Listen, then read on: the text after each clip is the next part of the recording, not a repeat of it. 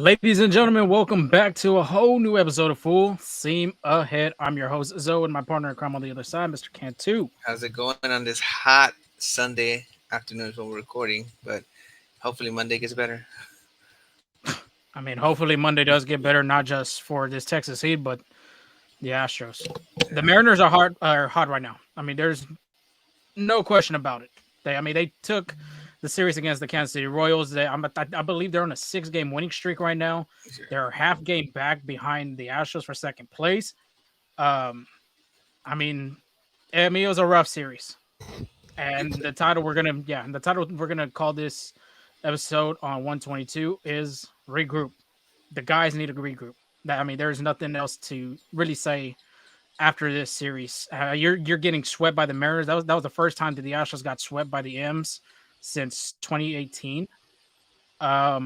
Angel, I don't know what to say. They need to regroup. They got to find it fast because September's coming real quick, and next thing you know, postseason, and we don't even know if the Astros are going to make it.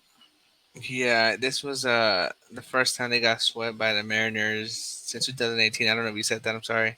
Mm-hmm. Uh, my bad. So I was looking at some stats for the You're good. podcast, but yeah, it was a terrible, terrible series. Like all around, not just it was defense, hitting wise. Like something I noticed is that I don't want to like nag on Martin Maldonado, but the runners he leaves on base and scoring position is brutal.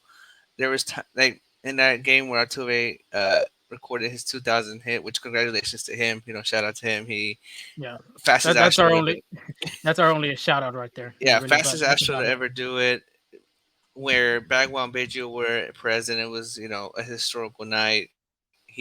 That was the bright spot of this series. But in that second game, Martin Maldonado in like less than 3 innings left, I believe 4 or 5 runners on base because Jake Myers has a lot of pressure in that 8 spot. I feel like sometimes because it's like if he doesn't do it, then it's just like we gotta rely on Maldonado, which again he's proven he could do it every once in a while, but it's just I don't know, it's something. And the play that was kind of crucial, the one that I was like, bro, like what are you doing? Is when he hit that like ground ball kind of in the gap between third and short, and he's jogging to first base, and they get him out like that. And then I think Chas McCormick was on third base at that time, and he didn't score because it was a force out at first. It's just like there has to be a little bit more like urgency. I feel like on this Astros lineup, like overall, like just to get I think they need to get shot in the foot. I think this was a series where maybe they got shot in the foot. They realized the Mariners wait like they're only like a game and a half back in the wild card standings for that second place. Like the Astros are almost third place in the wild card standings. So I think this is hopefully an eye-opening series. Yeah, I'll even go on with the catchers too with Yainer Diaz. Yainer Diaz did have a good game on that last in game three, but too many situations right there that he had runners in scoring position and with 2 outs, and we needed a hit and just couldn't get the hit. Everybody knows that he has a high chase rate. Play discipline isn't the best. Whenever he gets the contact on the ball, it's loud. It's loud. There's no doubt about that. But we the Astros just got to do better in situational hitting. There's a lot of the first game against the Mariners. The Mariners had like so many opportunities. They had like I want to say it was like two for something in runners in scoring position. It was bad, and they still won the game. Hmm. But 2-8 against this Mariners team, it's pitiful. It's not what you want to see because you've dominated the AL West for a good while. You have winning records against the AL West teams besides the Seattle Mariners. The Mariners right now they really hit well against the Astros. The Astros too average about 2 to 3 runs every time they face the Seattle Mariners. Every single time. And I believe they have one more series at T-Mobile Park before the season ends. I'm not 100% sure. Do you know on the top of your head or no? Uh, I can double check, but I'm not sure. But while I double check, I do want to say this is I think the reason why the Astros are 2-8 against the Mariners is because um, that's AOS DS series. Um, I'm sure that left a bad taste in their mouths where they had a chance to win every single game in that series, and the Astros just came like chipped away and won it, right? So I feel like every time the Astros are on their schedule, it's like they have an extra chip on their shoulder, right? So I think that could be a thing about that. But I feel like that's every team though. And the Astros are the 2022 champs. So I feel like every time their opponent's gonna have a chip on their shoulder to try to beat the best, and that is the Astros. But I think the Mariners do have that extra sense of urgency against the Astros. But they do play on they have a 3 game series, September 25th through 27th at Seattle. Yeah. So, and if I'm not mistaken, that's the second to last series before the season wraps up. Postseason. So it's gonna be, that's gonna be a crucial one. Honestly, that could be a little deciding one if the Astros are either in the wild card spot or fighting between second or third, because they also have a pretty tough matchup. Like it's pretty tough teams the rest of the way. They have Boston twice in a week, right? So they play a 4 game set this week, 3 game set next week. Then they got the Yankees. Yeah, the Yankees haven't been as great as they have, but every time the Yankees and the Astros meet up, it's gonna be a competition. Then they got the Rangers, the Padres, the Baltimore, Seattle, and then Arizona. Like they do play KC, Oakland. Like I didn't count those teams. I was just counting like the big ones, and that's a lot of teams. So it's gonna be a tough schedule. I believe the Astros have the fifth toughest schedule, if I'm not mistaken, through this whole 2023 season. But that's where it's going to be if the Astros make it to the postseason. All those teams that you face, you're going to see them again, and you're going to have to make adjustments. They're going to have to make adjustments. It's just which team's going to be superior at the end. But I did get that stat: 0 for 17 Seattle, and the Astros lost 2-0 that day. Tip your cap to Bryce Miller from the other side. The Mariners starting pitcher was just slashing just throughout the whole lineup, but couldn't get nothing started. Second game, Astros 0 for 9 with runners in scoring position. You just can't do that. I mean, they lost that game 10-3. And then the final game of the series, 5 for 13 with runners in scoring position. And they did put a 5 spot in one of those innings. I believe it was the third or fourth inning. But Third. you had a bunch of opportunities to come back. The Mariners were basically just letting you come back in this game because their bats kind of got quiet after that. They only scored about 1 or 2 runs, I would say. And I mean, it's a sour taste for this Astros team, but there's no shoutouts. Like Angel said, the only shout out maybe would be only Jose Altuve because of him getting that 2000 hit, which was pretty cool to see. Um, Probably best Astro I'd say in Astros franchise history. I feel like he's better than Biggio and Bagwell, but Well, that's whenever my pick. whenever you pass Willie Mays in a category, he have to be one of the best. I don't know if you saw that stat. The say hey kid, man. I mean, Yeah. So I mean, but I no shout outs, no shout outs at all. Let's vent instead, and let's look at ooh the ooh. situations Let me grab why. the popcorn real quick. Real, I mean, we got to vent. We got to vent about this because the Astros. I mean, I'll say in a minute about the series wins, but offense right now is helping this team. And shockingly, that's hard to say because pitching last year had helped the Astros get to the World Series, to the postseason, and just dominated the regular season as well. So, Framber, let's start off with him. Had a trash outing, he said. And it was pretty horrible, horrific, whatever negative word you want to say about his start, it was bad. It was very bad. When a start like we needed from Framber for the Astros to come up and get a win in one of those games, but just didn't happen. Martin Maldonado, after the team got swept by the Mariners, he said it was a slap in the face. End quote.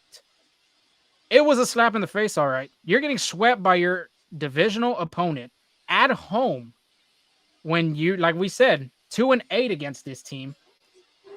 It's pretty bad. It is pretty bad. I mean, give credit to Julio Rodriguez because the man was on fire before the series against Houston. He was hitting well against that KC team, and then just transitioned to Houston. Bottom of the lineup for the Mariners too were raking, so it was pitiful. But let's start off with Yordan Alvarez, the big man. His last 15 games, the slash line isn't pretty. Batting average 228, on base percentage 333, and slugging percentage 386. He's 13 for 57, two home runs, seven RBIs, nine walks, 14 strikeouts. Repeating that again, 14 strikeouts from the big man, which he has good play discipline. It's just these last 15 games, it's just been looking bad. And those 15 games, I would say, was between Baltimore to Seattle. So let's break that down. In the Baltimore series, that was a 3-game series. He only had 2 hits. The Angels series, that was a 3-game series as well. 1 hit. Miami, give him credit. He did good against that against the Marlins in a 3-game series against them. He had four Get some hits right Cuban there. food. Yeah, and Cuban food. Got to see his pops as well, so I think that was encouraging for him to do. And then against Seattle, 3 hits, which this man demolished them in the division series back in 2022 in the postseason. The key thing right now as the home run. I mean, the guy loves to hit bombs. Hasn't hit a home run since August 6th against the New York Yankees. He has to figure it out because Kyle Tucker can't carry this team. It just showed right there. Kyle Tucker couldn't even play the series because he was sick. And he was trying to play in the last game, but Dusty Baker wouldn't allow it because we have a quote unquote 13 more games after this, back to back, all back to back consecutively. Tucker can't do it all. Altuve can't do it all. Those are the only two consistent guys right now in this lineup, I would say. Bregman, I'm he'll saying give it. you some Yeah. days. Go ahead. I mean, No, do you want I to add wasn't on? say I wasn't say Bregman. He's been a little bright spot in the season, but like I agree with you 100%. Alvarez needs to step it up, and I think it's just like pitching adjusting to him. But again, take the ball the other way. Like honestly, the hit that I liked was a bloop, like a little soft ground ball to shortstop. He hit it the other way. He got a base Mm-hmm. hit. It's like just take what the pitcher's given, and like I think Jordan's really good at doing that. I think he's trying away from it, but those home run numbers aren't there. But he's been close. He's been close. I think Mm-hmm. he's just missing the ball a little bit, maybe a little tweak in the swing because in Miami again he almost hit a home run. Minute Maid he almost hit a home run. Like he's been close. It's just something, but Jeremy Pena needs to step up as well. Jeremy Pena, I mean, Yeah. he's batting ninth, and it's not because the Astros have the deep lineup. It is this time. It's because he hasn't been producing. Like Mm-hmm. imagine if the Astros were producing and he was batting ninth. That's a scary lineup. But now it's just like you have Pena at eighth, maybe one auto at ninth. It's just like I feel like the top of the lineups, it's gonna produce as always. But it's just like now in this part of the season, it's question marks in the bottom of the lineup. Yeah. Chaz hasn't, not he's not the Chaz from Player of the Month in July. Pena right now 240 in his last 7 games. Bottom of the lineup has to step up some way somehow because that's the only way this offense is going to continue going. Like I said, Altuve and Tucker can't do it all. Hopefully, when the Astros get not Brian Jose Abreu back in this lineup, hopefully his back isn't as stressed out as it was before, and we can maybe see that vintage Abreu that he was with the Chicago White Sox. Astros are still looking for that. I think the whole fans are still looking for that because even John Singleton, great story, no lies about it. Great, fantastic story. Glad to see him back in the major league level, but this guy's not going to give you any producing numbers. I feel more confident in Jose Abreu than John Singleton does. Yeah. So let's move on with another. But Oh, go ahead. before we move on, I do want to come back to this Marty Maldonado team meeting, right? Where it was a slap in the Hmm. face. Like something I noticed as well is that from a leadership standpoint, since Carlos Correa has been gone, like who do you think's been that guy? Like for example, when Framber Valdez was like everybody remembers this when Framber Valdez was struggling in the playoffs. Basically, Carlos Correa looked him straight in the eye, starts like telling him things to motivate him, like pointing his finger, like you got this, stuff like that. And I feel like since Correa's been gone, you don't see that anymore. Like Mm-mm. I remember an instant. This was a while back when Lance McCullers, when I think Yuli made an error, and Lance McCullers did like a whole fit, and Altuve Oh yeah, stepped up I and said, remember like, that. remember that? So it's just like No, that was that I feel Cleveland like series. yeah. So there's been instances in the past where the Astros have shown who like the leader are, and obviously it's their stars, right? At that point, it was Carlos Correa, Jose Altuve, and even who was Verlander with them at that time when that when happened? Altuve got mad at. I I want to say yes, Okay, but I'm not so 100% sure. basically the Stars, obviously, right? But Hmm. how was saying? Because honestly, I didn't even see that you had put that the team meeting. I didn't even know about it until after you said it. I was like, oh wow, so I did some digging, right? So, Yeah. yeah, it was a slap in the face. Is a perfect way to say it. Like you know how like in the beginning I was like they got shot in the foot, right? I think this could be the series where maybe things turn around. I mean, it's not going to be easy, but if Yeah. anybody can do it, it's this team with the experience, right? So Hmm. it's interesting to see how they would come out. Like that Boston series is gonna be kind of interesting now because they're upset. They don't like they know the situation they're in. They know they haven't played as great as they wanted to, and now this was I think a step in the right direction of having like, at least some leadership presence. Like I know Martin Maldonado said some words, but I don't think he elaborated on who it was that was leading the meeting. But I don't know if the leadership is stepping up, then it could be a turnaround for the Astros. Yeah, he did say some players. He didn't say who. Just think back of that time when they were in the World Series against the Phillies and Martin Maldonado, Michael Brantley. I think Justin Verlander himself had even said some words after getting that offer against the Phillies in Game 3, I believe, when McCullers was getting rocked. But yeah, I mean, this could be a slap in the face. But I'm gonna say it's gonna be a must-win series against the Red Oh Sox yeah, this coming week again, Minute Maid Park. I feel like the rest of the Astros series are The must-win rest of this series. series, Yeah, yeah, definitely. there's no room to get swept again. Yeah, there's not. But let's move real quick through this vent session. Defense. Astros have been known for their great defense through the years. Everybody's been getting gold gloves. Carlos Correa's got a gold glove, platinum glove as well. Kyle Tucker, Jeremy Pena, Alex Bregman has had some finalists gold glove at third base. Yuli Gurriel, which he's not here. I mean, you got a gold glove in Jose Abreu. I think he was a one. I don't know. I think it was his rookie year. I would say that he had a gold glove. I mean, Altuve's a gold glove winner. Defense is key to these games. Defense wins ball games. I mean, that's a quote that's in sports, basketball, football. You can even throw that in tennis.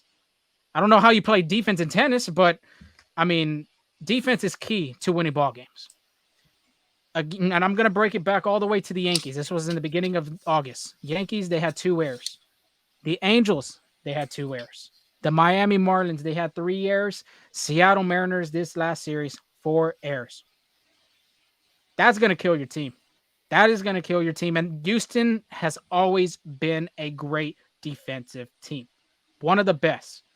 Of course, all the pieces are gone with not Brayu, Gurriel and Correa in that infield, but doesn't mean still you got some good players that could play.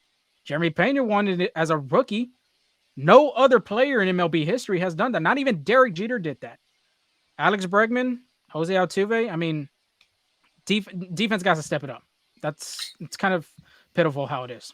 Yeah, and on my part, I kind of did a bad job of noticing that until Robert Flores, when we had him last week, he mentioned that he was like, "This is not a good Yeah, defensive team." I was like, "Oh wait," I was like, "You're right." yeah, Like, it's just like, and especially what brought it up also was that play where Christian Javier, instead of holding the ball, tried to get him out at third. It was like a little league play, right? It yeah. was just like the Hmm. ball traveling everywhere except where it needed to be, and yeah, like you said, defense wins championships, but also errors lead to runs as well is a big thing. Exactly. Like so, it's just and then again, like you're saying, you have all these guys ready. So I know they can do it. It's just a matter of what's going on, and I know you're gonna talk about Framber in a bit, but it could also be like a lack of focus on the base, on the diamond as well. Yeah, I mean the Astros had 2 errors from the pitchers that couldn't throw it at first base. Then again, you had Yiner Diaz, but Diaz can't jump over the first. I mean, the runner at first and try to get the ball. I mean, you got to make accurate throws, and you got to realize too that's a new first baseman over there. He doesn't have a lot of experience. Come on. The next one, starting pitching. Starting pitching hasn't been the best this second half. It's been rough. Javier's been rough. Brown's been rough. Framber's second half is rough. We'll talk about that here in a minute. Seattle, real quick. Um, well, actually, let's go to Baltimore first. Baltimore, you had Framber, Javier, and Hunter Brown. All those combined starts, you had 18 innings pitched, 20 hits, 13 earned runs, 5 walks, 13 strikeouts. Luckily, the Astros did win that series because of that first game hitting that grand slam Kyle Tucker had did against Felix Bautista. If that doesn't happen, they lose that series. Go to the Angels series. You had Verlander, France, or Urquidy. This was probably the best series in the starting pitching category that I have.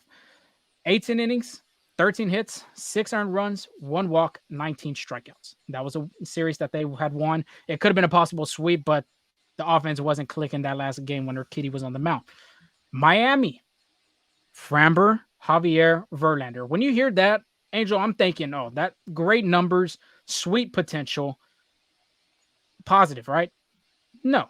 17 innings in the third, 21 hits, 14 runs, 11 of them being earned, 4 walks, 8 strikeouts. They Wow. did win the series, but it was because of the offense. That's why they won that series. Seattle, this is the last series, and it was pitiful. If you take JP Francis' performance out, both starting pitchers on the other side, being Framber and Hunter Brown, was not good.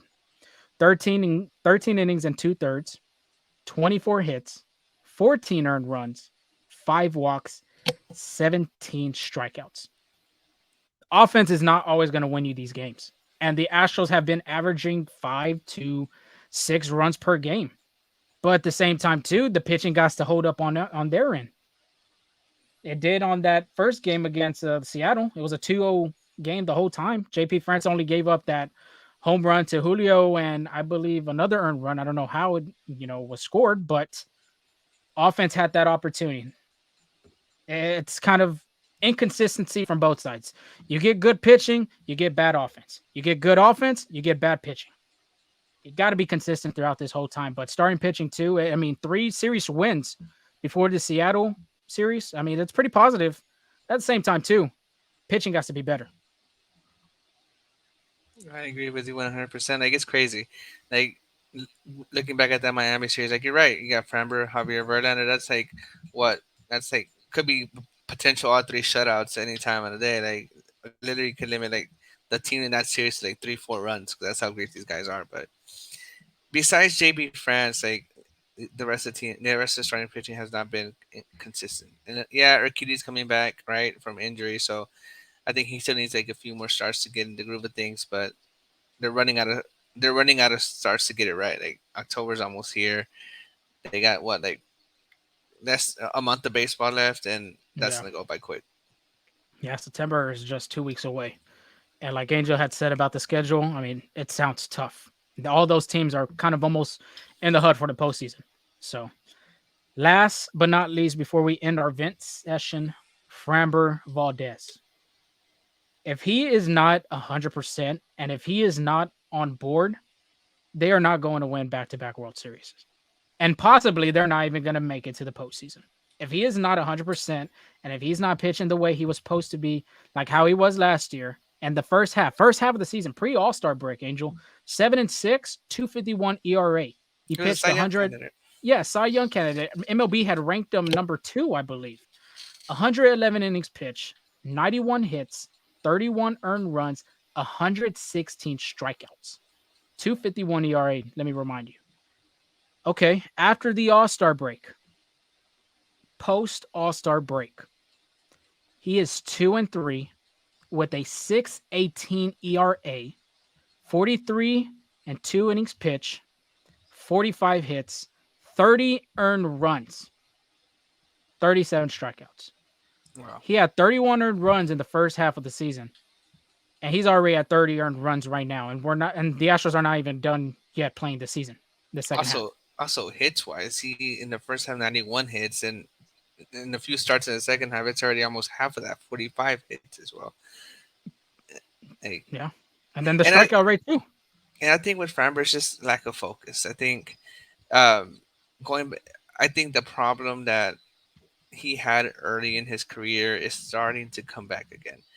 And again, with Framber, it's just like when he, you know, I think his like mind is just his worst enemy at times. Where Mhm. with the pitch clock, he doesn't have the time to step out to actually, um, like to actually collect himself. Where, like, I think it's just a matter of focus. Like especially when he hit Caballero, like that was Caballero. yeah after that was after he gave up a 2-run home run. Like yeah, Framber was saying that it slipped. Things happen in baseball and stuff like that. But that's twice he's hit. That's twice he hit somebody after allowing a home run. Yeah. So I mean, I think it's just a lack of focus at that point. Like he just can't get himself together. He knows he's precious. It's like I think the game speeds up for him, where it's just Hmm. like sometimes, and trust me from experience, I feel like the pitching mound seems like it's all the way at center field at times. Like it's just like it's just hard to collect yourself. I think that's just what it is for Framber. It's a lack of focus. Yeah, he did have that no hitter in between those ugly starts, but like he said himself, like he literally himself said it was a trash start. Obviously, he was frustrated. Obviously, these games are are implication games. Like they mean a lot, right? But it's just it's just like he needs to get in his focus, I believe. Yeah, and then plus I had saw a tweet. I don't know who had said it, but his sinker hasn't been the same either from 2022. I think it's like lost 3 inches of vertical movement or something. I don't know if it was the inches part, but it has lost something, and it's not that same sinker from 2022. So I don't think pitchers have timeouts. I feel like Major League Baseball could try to do that for these pitchers because you're giving the batters 2 timeouts. Um, I could see maybe trying to give these pitchers a time or two because the disengagement, throwing the first, you're only getting two, and it could be crucial at them times. But Framber Valdez, I'm not. I don't know if you know, but I'm not here too. If it could be the pitch clock that's really messing him up. But if you look at the numbers in the first half, and that was with the pitch clock, Yeah. it was pretty good. But this second half, Framber, I mean, he needs to figure it out now. He needs to figure it out now before the postseason starts. These next couple starts that he's going to be getting against postseason caliber teams, it's going to be very crucial Eh, because if he's not 100% Angel, I'm telling you right now, they're not going to be in the postseason that long. no, he's a big factor. Like again, you didn't bring you didn't bring Justin Verlander out here just so Framber Valdez can struggle. You brought him out here so you can reinforce the weapons the Astros already had in Framber Valdez, in JP France, in Urquidy and stuff like that. So it's just like now it's just like you're in the same situation you were in the first half. It's like you brought this lead pitcher, but then the other, Framber was not a lead pitcher, but the other pitchers weren't picking up their slack, and now it's Verlander has. I mean, yeah, haven't been great outings, but he had pretty good outings, and like JP France has been great, and then the other pitchers aren't picking up the slack, so it's just like a Mm-hmm. mixture of things. But I don't know. I was also going to mention this before I forget. I know it's been a while, but do you still think? And it's like I'm just speculating. Do you still think not having Framber Valdez start in the All Star game put like a bad vibe or something has to be going on. I don't know. Maybe like that's what it is, or I don't know. I don't. I mean, I feel, yeah, I do. Because you let him, he was supposed to start. I will never forget that. He was projected to start Thursday. Obviously, the All Star game would have been on Tuesday. He was projected to start Thursday. And then all of a sudden, they changed the start to Saturday. And that was one of the things that he wanted to do was start the All Star game. And by all means, he was the best starting pitcher. Him and Shane McClanahan were the best starting pitchers in the first half of the season. He could have, and right now, he could be obviously winning a Cy Young award right now with the injury to Shane McClanahan. And I mean, the rest of the candidates from last year just fell off the wagon this year. Garrett Cole's having a good season. I think that could be your Cy Young winner for the American League this year. Yeah. Kevin Gossman and Nathan Uvalde. Them are the only guys that are competing for that Cy Young right now. And if Framber would have projected them numbers from his first to the second half of the season, he could be riding away with that Cy Young. But I do honestly, I still believe it did leave kind of a sour taste in his mouth not to be able to start that game. But I felt too, I don't think it would have not projected, transferred on to the second half of the season for him to perform this way because I know Framber's not that type of guy. Yeah, it's been brutal to see him just trying to collect himself, and you know again we wish him the best, and like but the Astros need him. The Astros need him in order to make a big run. But just like the pitching needs a little bit of support, the offense you know, it has been great, but you can never have too much hitting. And Michael Brantley is doing another rehab assignment. And Friday night, he was at Minute Park practicing with the team. He took some cuts in BP, and then Saturday night, luckily the like Sugarland's only a 45-minute drive because Saturday night he was in Sugarland with the Space Cowboys. He started his third rehab game, batting second and playing left field, so which is a good thing that he's not just de-aging; he's actually playing the field. Hmm. Finished the game 2 for 4 with an RBI, and also defensively he had an outfield assist. So far, he's 4 for 11 with 1 run and 4 RBIs. Now, I know Robert Flores said that, and I do agree with him. Like we shouldn't be the Astros shouldn't be expecting too much from Bradley, but I think that leadership presence that he's going to be there is huge. I think that's gonna be a Hmm. big factor, um, and just to help the younger guys out. Like I think having someone who's like a tremendously good hitter, a student of the game, like even though he's had 10 plus years in the major leagues, like he still adapts. He still watches film. He still does these great habits that the younger guys can piggyback from, and even get better offensively. Yeah, I feel like he could bring that veteran presence. Like I had said, I mean, he did say something in the World Series when the team was down 2-1 to the Phillies. And I feel like, too, he could come back in Houston. And the expectations, I mean, they're not very high, but the veteran presence is something big that this team needs because I mean Michael Brantley's been over 10 plus years in Major League Baseball, and I mean too, if he continues to hit like this, it could be great.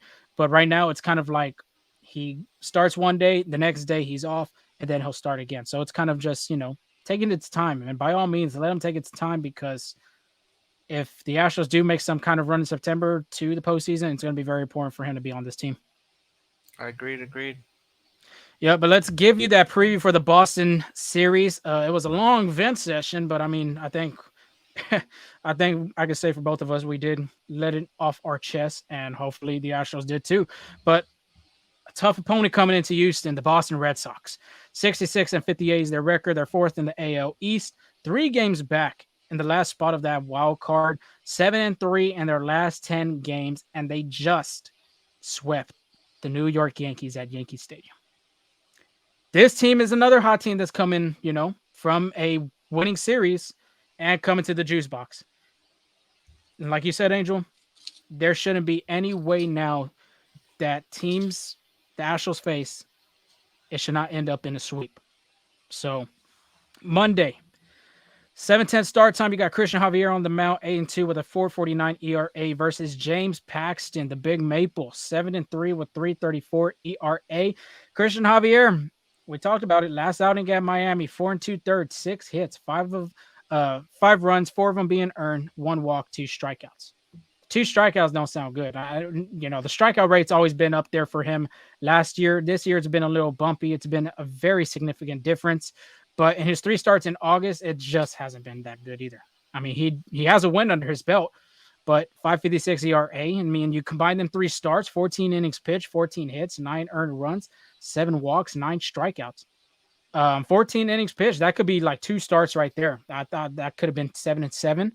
The 9 earned runs as well. I mean, you can see that in three starts, but 9 strikeouts. Christian Javier did that last year in 1 game. He did it in double digits. You're just not going to see the Christian Javier from last year, I think, now. I just don't see it anymore.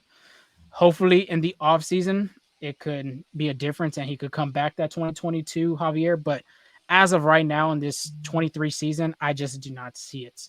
But this man needs to figure it out just like Framber Valdez. This is a good opportunity to do it against a good team like the Boston Red Sox, but Christian Javier needs to find it right now, just like Framber Valdez. Then you got the Big Maple, like I said, James Paxton. This guy's a veteran. He's been in the league for a good while. His last outing at Washington, 6 innings pitched, 5 hits, 2 earned runs, 1 walk, 3 strikeouts. His last start versus Houston, you got to go back to 2019 when he was wearing the pinstripes for the New York Yankees, and he did pretty good against us. 5 innings, 5 hits, 1 earned run, 3 walks, 7 strikeouts. He has a good career record against the Houston Astros, 8-4, 3.24 ERA. Majority of his time was being in the AL West with the Seattle Mariners. But he does struggle against left-handed hitters. I don't know how many times I've said this so many times with pitchers.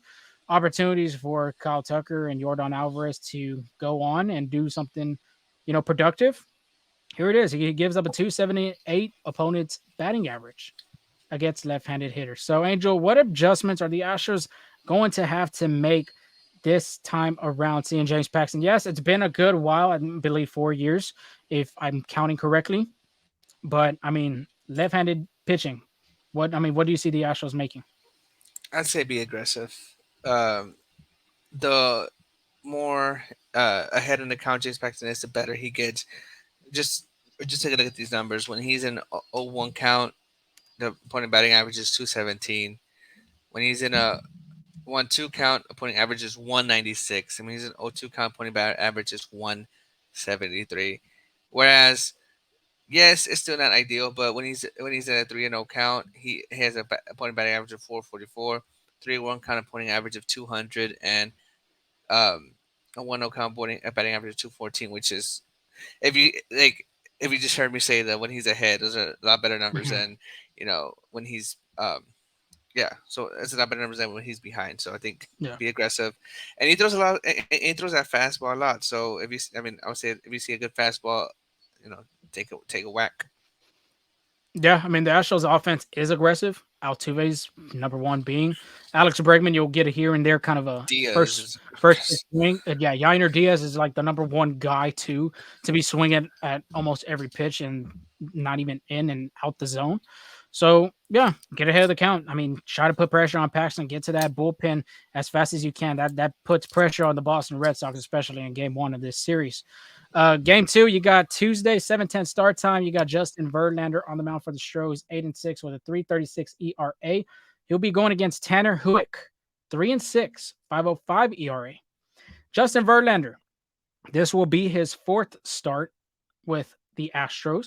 Last outing at Miami, he was 5 innings, 9 hits, 5 runs, 4 of them being earned, 2 walks, 2 strikeouts. 2 strikeouts. That's another low number right there from a guy that usually has about 6 to 8 to 9 strikeouts a game. So that was very interesting to see. Same thing as him. He hasn't pitched against the Red Sox since 2019. A lot of new faces in these organizations.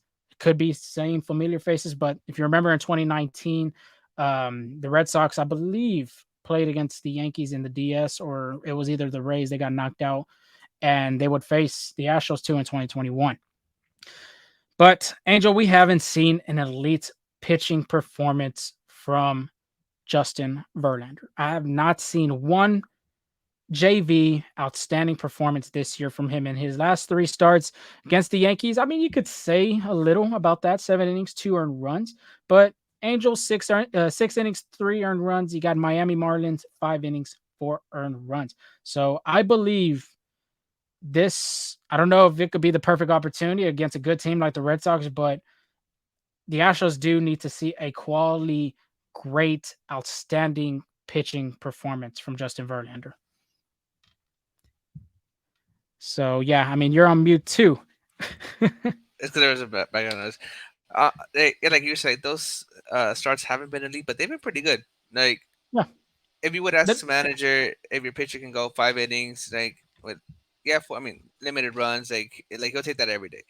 mhm, Just like what Hunter Brown did, like 6 earned runs. He only pitched 2 innings, and then he had to work the bullpen. Like, yeah, they haven't been elite, but they've been great. And I think run support for Verlander, the traditional story is a thing of why he hasn't been getting as much wins as he could. But I mean, he's been good. He's been good, yeah, and a big step up for that pitching rotation that needed a lot of help as well. yeah. Not taking away against his starts, it has been good. It's just everybody in Houston has seen that outstanding pitching performances that he always does. 7 innings, 6 innings, 8 innings, 1 earned run, 2 earned run baseball. But I'm expecting a good one here against a great team like the Red Sox. But you got Tanner Huick on the other side for these guys. His last outing, he hasn't pitched since June. And I don't have the stat on me on that one. Sadly, I don't, shockingly. But he was a bullpen piece throughout this season, and then he turned it into a starter for Alex Cora and this starting rotation staff. Hasn't pitched in the MLB level since June 16, like I said. And why? It was because he took a line drive off his head Oh wow. against the New York Yankees. So yeah, he's coming back. Um, now this will be his first start coming off the IL, but the interesting numbers to see with him, I'll be interested too to see if he's going to be on a pitch count for Cora because, like our next starter, I'll be talking about that. But another thing, fatigue will set in against Mr. Huick. His first time through the lineup, 2.45 ERA, 165 opponent batting average. His second time through the lineup, he has a 4.44 ERA, a 3.14 opponent batting average, and it doesn't get better when it comes to the third time around. So I'll be interested to see if there will be a pitch count for him because this would be his first start coming up to the big league since June. Interesting to see what happens. And like that number says, I mean, he was a bullpen piece. He won't be there for the long run. He's not an endurance type player. He's a sprinter. So just an interesting take right there. And Astros offense could get into him, like you were saying. If they could get into Paxton and get to that bullpen the first game, I believe this bullpen will be tired by the second game in this 4 game series against the Red Sox. Wednesday, you got 7:10 start time, third game of this series. You got Jose Urquidy 2-3 with a 5.21 ERA versus Chris Sale 5-3, 4.50 ERA. And Jose Urquidy, he has been doing pretty good. I'd say he's done better after his first start against the Yankees. His last outing versus Seattle, um, was a 2 inning, 2 hit, 0 earned run, 0 walk, 3 strikeout performance that was coming out of the bullpen. His last start was against the Los Angeles Angels. He went 5 innings, 3 hits, 1 earned run, no walks, 7 strikeouts. If Urquidy could give you a game like that, offense has to take advantage. Offense has to 100% take advantage of that game because that game right there against the Angels ended up in that loss. Like I was saying, it was a 2-1 game, and Urquidy got the L in that one, which is shockingly after pitching a great game like that. But two, he has yet to reach 85 to 90 pitches. Obviously, he's coming off the IL, and everybody wants to get him back slowly and progressively. You want to get him going, but that was coming off his off his rehabs. He was throwing 70 pitches as his max. So, Angel, I mean, this is going to be the easiest question. He has thrown 80 pitches in the game against the Los Angeles Angels. Do you think Dusty lets him go past 80? Can Dusty give him 90 this game? Yeah, I think so. It just depends on the situation, though. They're in the midst of a long stretch of baseball games, like you were saying. They have 10 more. Starting Monday, they have 10 games in a row. With the Boston Red Sox. Um, sorry, I just Boston Red Sox, Tigers, and the Boston Red Sox again. That's 10 straight games. Depending how Verlander and Javier do, will decide if Jose Urquidy is allowed to pitch a little bit more. Because if that bullpen's already like worked more than 5 innings in Verlander or uh, Javier's to start, and Javier's recently track record in his past starts might tell us that yeah, he might like the bullpen might be needed a lot. Then Mhm, you have to extend a little Jose Urquidy a little bit because you want to save that bullpen as well. Especially like for example, say he's 4 innings pitched, he's at 70 something pitches. You have to give him try to stretch him out for at least two more, like mhm. at least like 1.5 innings. Like so, I think it just depends on the situation, but there's a strong possibility that yeah, he could be pitching in that 85-90 range. Yeah, you got to got to remember. I mean, Sunday the Astros threw out almost their whole bullpen too, Yeah, because Hunter Brown only gave you 2 2/3 of innings pitched. So it'll be a very crucial situation to see what Dusty comes up with for Urquidy. But Chris Sale, on the other hand, he's been on the IL. His last outing against the Washington Nationals, 4 1/3, 2 hits, 3 runs, 2 of them being earned, 3 walks, 3 strikeouts. Like I said, he's on a pitch count, and he's barely coming off of injury. So Alex Cora is trying to manage his pitch count there. Detroit, his first game back was 58. Washington, he had 65. Houston, you could possibly see 70 pitches, could be 80, but I could see 70 pitches in this start against the Astros. And he's done well against the Astros in his career. 5-3 is his record with a 2.20 ERA.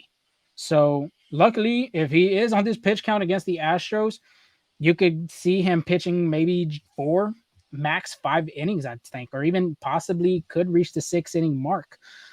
So really can't say much about him. Like I said, he was hurt this season, but I mean, this guy's still a great pitcher. Don't give nothing about it. I mean, he's one of the best in the league.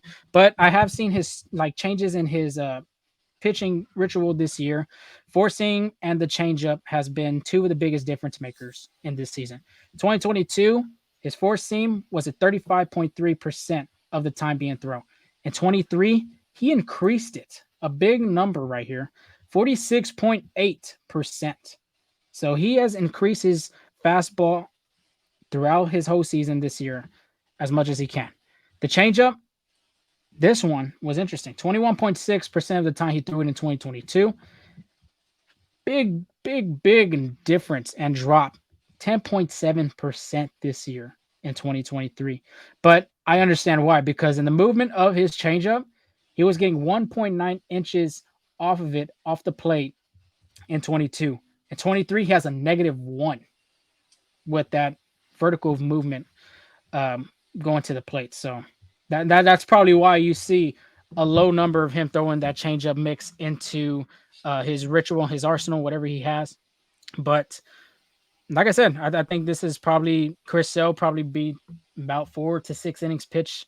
If he does pitch well against the Astros, he could get to the 6 inning mark, but have to see about that. But the last start of this series, it's a 1:10 start time on Thursday. You got JP France, 9-8 with a 4.16 ERA versus Brian Bayo, 9.70, 9.7, 3.70 ERA.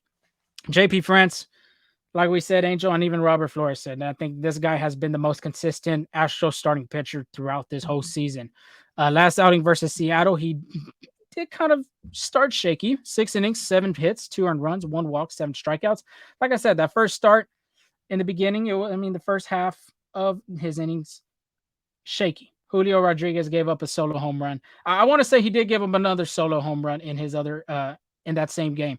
That's why it was a 2-0 game. But the rookie, 5 consecutive quality starts, leads MLB rookies with 12 quality starts. This guy is a QS machine. If he continues to pitch like this, like we said, Angel, I'm pretty sure we'll see some Rookie of the Year votes for him at the end of the year. Especially since Jung is injured as well. So Yeah. that's Yeah, I honestly think he'll be a top 5. I'd be shocked if he isn't, to be especially with this rotation that the Astros have. yeah. So Bayo, on the other hand, this guy's a rookie.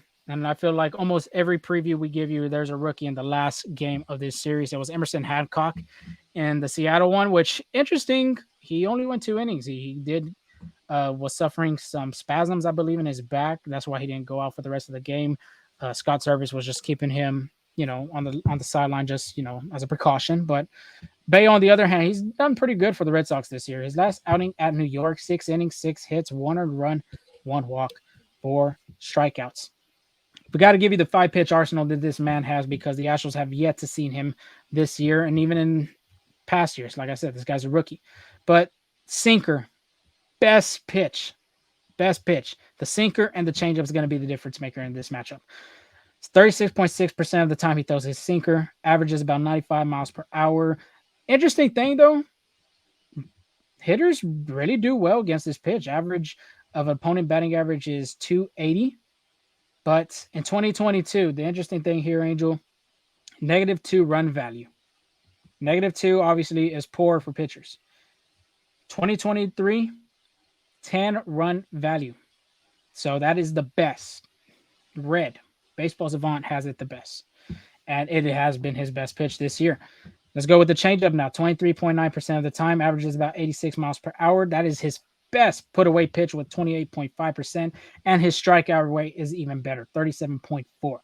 So when you're in an 0-2, 1-2, 3-2 count, you're going to see that changeup regardlessly if it's in or out of the zone. Four-seam fastball is the third, 21.2% of the time, averages 95, 96. Slider, 16.4, averages 85 miles per hour, 294 opponent batting average. This is the pitch that the Astros got to look into, -8 run value. That is pretty horrific and pretty bad if you're listening as a Red Sox fan. But cutter two, he has 1.9% of the time. He's hardly going to throw that, but it does average 89 to 90 miles per hour. We said it all along, Angel, in the beginning of this episode. You got to find a way to win this series. You have to find a way. You cannot let the Red Sox beat you at your own house like the Mariners did. The Mariners swept you. You got to find a way to win this series. I wouldn't even consider a split. You got to find a way to win. I was thinking the same thing. I was about to add that a split would be like a very bad feel as well. Like it probably won't be a bad taste like a sweep, but it'll be a bad feel. Like I think the Astros would need to come out victorious. But let's see who those MVPs will be that could lead the Astros to a series win. Last week I went 2 for 3. I had Altuve, France, and Astros will hit more home runs than the Mariners. Well, the Mariners hit a ton more home runs than the Astros Yeah. in that series. So starting fresh, that team meeting that they had made me change my picks because if anybody benefits from a team meeting, that fire, that fuel is Alex Bregman. I think Alex Bregman could have a great series. I think, like, especially since him and Ron are already close as well, and he knows they need to produce, and who else than one of the leaders in that ball club. So I feel like Alex Bregman has a chance to be the offensive MVP, and again another veteran who the madder he is, the better he pitches is Justin Verlander. So he'll be my pitching MVP. And then my hot take is Astros starting pitching will have a lower ERA than the Red Sox starting pitching. Lorenzo just gave us those numbers of how inconsistent the Astros starting pitching have been, but I have faith that the Astros will come maybe see a different team after that team meeting. Yeah, hopefully the Astros do become a new team. Hopefully it comes that 2022 team because running out of time, Angel. But my picks, I got 1 for 3. I guess Brian Brady was my pitching MVP, so he had a good start. I mean, he had a good relief appearance. But like you said, let's start fresh.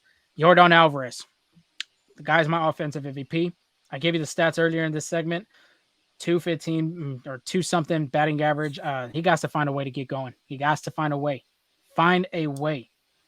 Like you said, Angel, he needs to get better at hitting the other way, and he has um, done great, last year and even this year. But we got to see a new Alvarez coming back. We got to see that MVP Alvarez from 2022 come for the Astros. Christian Javier is the pitching MVP for me. Like I said, if it's going to start, it got to start now for him. So there's nothing about that, Christian Javier. And then my hot take: Astros take 3 from Boston. They got to find a way. If they could go with a series sweep, I'll take it. But you got to take 3 against the Boston Red Sox. You cannot go out of Minute Maid Park and going to Detroit feeling with a split is a satisfaction. That's just not. You got to win the series, Ooh, plain and that, simple. but I was risky going with Javier. Uh, It's a risk, but I mean, the man needs to figure it out yeah, because, like we had talked about with Framber Valdez, if you already got one inconsistent pitcher being Christian Javier, if Framber goes to Christian Javier status, I said it already. They're not going to make it deep in this postseason this year. agreed. No, I agree with you. But we've kept you here for almost an hour, so it's time for our over and unders as well. So at this point it stands I have 26 points, Lorenzo has 29 points, but Lorenzo does the counting, so I don't know, maybe he threw himself a 1 or 2. I'm just kidding, I don't know. But Yeah, uh we're gonna repeat this one because King Tucker did not play. Oh, he came to pitch hit because he was sick, so we're gonna run this one back.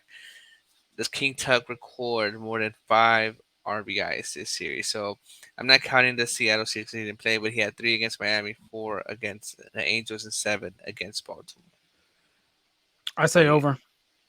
It has to be over. This guy needs to be in the lineup, and I think that could have hurt too, with him not being in the lineup against the Seattle Mariners. It could have changed different because if you remember, I don't know if you saw. I think it was the last game. Service put a 4 pitch walk on Yordan Alvarez with the runners on first and third with 2 outs, and Yainer Diaz was the next guy up. And usually in those situations, you either pitch to Yordan Alvarez or you pitch to Kyle Tucker. And with Kyle Tucker, he wanted to be in that third game. Dusty wouldn't have allowed it. I think it brings him back with more fire and more urgence, to be back on pace because, like we talked about before, he's looking for that 30-30 season that he's been wanting to have since 2021. So I'll go with the over on this one. Yeah, I agree with you as well. I'm gonna go over it. I think the key for me is that it's a 4 game series. If it was a 3 game series, then I'm like, okay, maybe that's a little harder. But on the fact that it's a 4 game series, I think he can go over. Now the next one, Altuve, you saw he got 2,000 hits. He's just a hitting machine. Hmm. Continues to dominate at the plate. Tallies 6 hits or more this series. In Seattle, he had exactly six, and that was just a 3 game series. Miami 4, and then the Angels 5. What do you think? Going over, and that was one of them being the walks. He had the over on the walks. I believe it was 4 walks. He had 0 walks in Oh the series wow! against the Seattle Mariners. So yeah, that was the extra point that I was telling you. But I'll go over with this one because this guy's the table setter. This guy's the table setter, the leader, the veteran. I guess you could call him Mr. Astro too if you really want to, because if he goes, this whole team goes. So it's going to be very important for him to get going. And it is a 4 game series, so I believe 6 hits. I'm pretty sure he'll get 8 at this series. I'd say six. Like I say, he gets exactly six in this series as well. So I'm gonna go over on this one as well. Again, Altuve is going to be crucial to this series if the Astros want a chance to either take three or even win the series. But this next one, Lorenzo's going to be a little dicier one. I want to throw a little wrench in there. I say Yanier Diaz strikes out less than 3 times this series. Again, he is a free swinger. He loves, swinging the bat. Like he gets his money worth because again, like you said, when he hits it is loud. Like Yeah, that shot he hit in the second game, like it was loud. Uh, so what do you say? I'm going the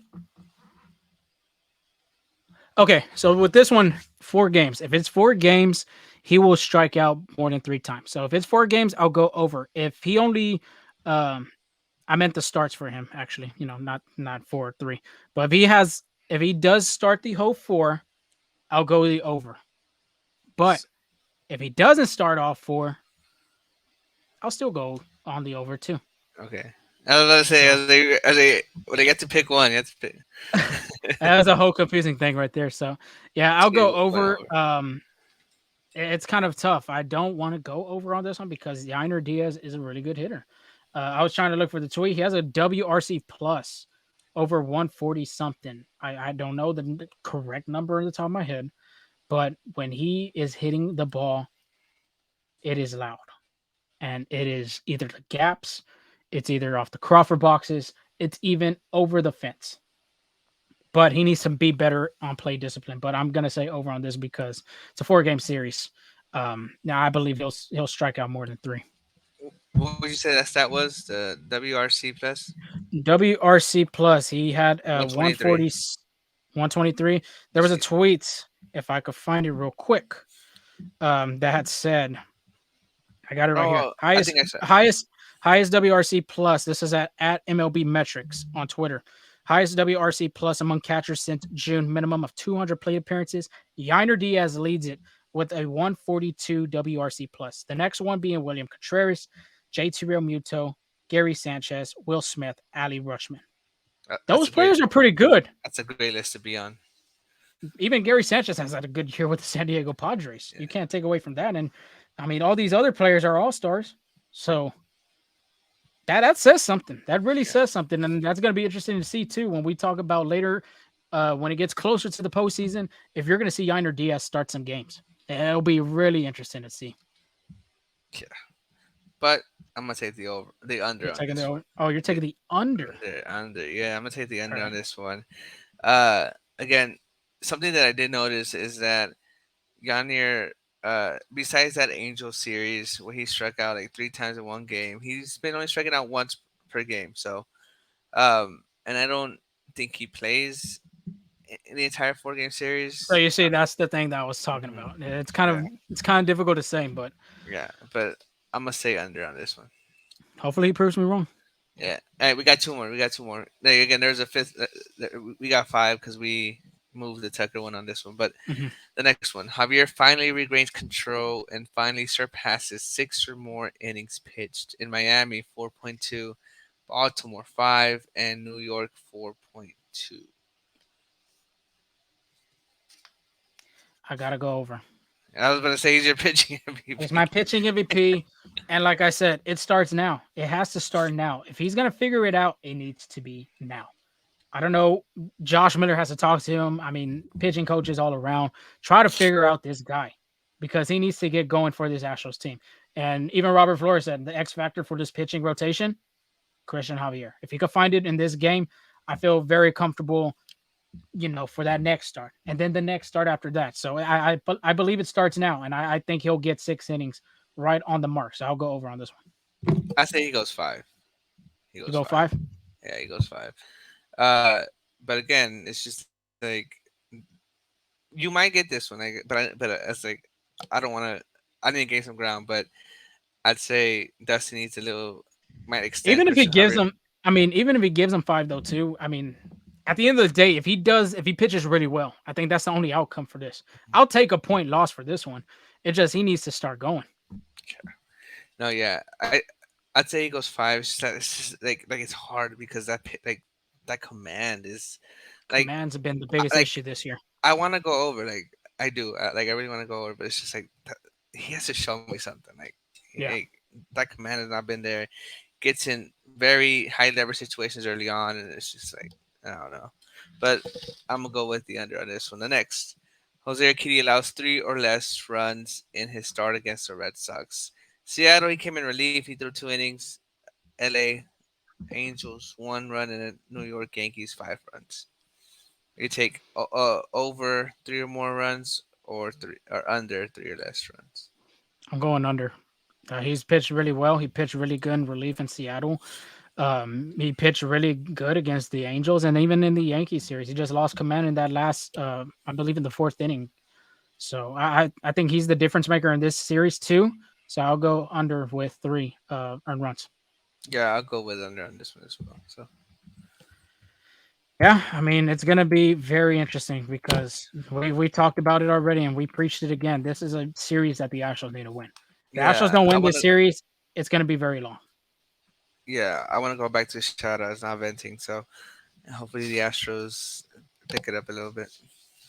Yeah, just like the Astros had a team meeting, we just had a team meeting with everybody here that was listening for this hour podcast. I believe our vent session went about 20 minutes, but it was a good vent session because we had to educate and let the audience know what's been the problems. Yes, it's been offense inconsistency, but at the same time, too, if the big man doesn't get going, the Astros don't really go, they don't hit well.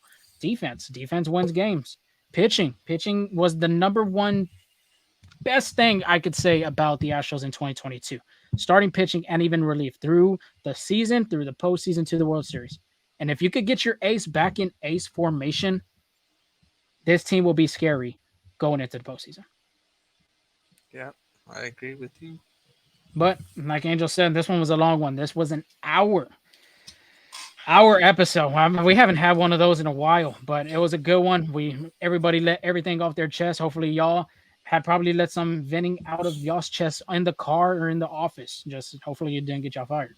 But continue to follow us at Full Steam Ahead on Twitter and on TikTok. Subscribe to our YouTube channel as well. FSA Full Steam Ahead on Instagram, and of course, Threads. Don't forget about us on Threads at Full Steam Ahead. And then, of course, on our podcast platform, Spotify, Google, Apple, leave a rate, leave a review. We haven't had one of those in a while. So, other than that, Angel, do you have anything else before we sign off? No, I'm good. Again, this was a long one. I guess as the people go home real quick. Yeah, let them get home. Hopefully, everybody's stress free from these Astros because sometimes there has been times of I'm not going to say it on here, but yes, there's been times. But other than that, Angel, maybe we'll give a giveaway if the Astros win. Okay, let's say this: if they win this series, we'll do a giveaway. Are you If they stamping don't, it? I'm stamping it. If they do win this series, we'll do a giveaway. If they don't, I have to prolong the giveaway. So, Astros, the pressure is on you. But until then, we'll give you that recap against the Boston Red Sox. Like we said, hopefully it's a win series and give you that preview against the Detroit Tigers and AJ Hinch and Miguel Cabrera. But until then, stay safe out there. Y'all have a good work week. Have a marvelous Monday. I'll talk to y'all later. Customers.